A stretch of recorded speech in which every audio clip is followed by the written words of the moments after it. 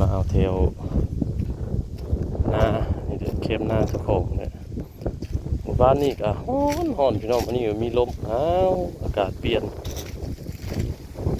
ใหญ่ก็เป็นบัดเป็นไอหมดเศร้าจักเชื่อ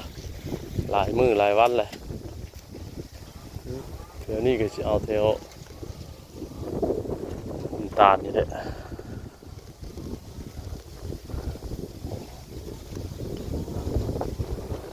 เห็นพัดลมมันดินนี่ขี่เพิ่นเนาะขี่เต็มเลย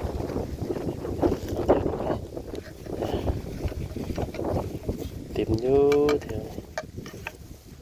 แต่ว่าเป็ดนะหมึงนี่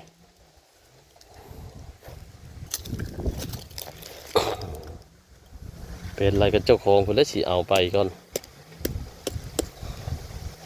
เจ้าของเหี้ยวคนแล้วสิเอาไปก่อนไปเป็ดอะไรกัน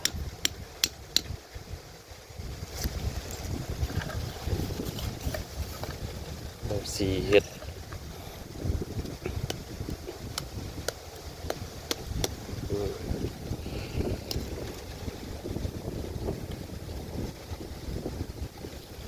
หมูนี้ใส่2เหี้ยวลงไปก่อน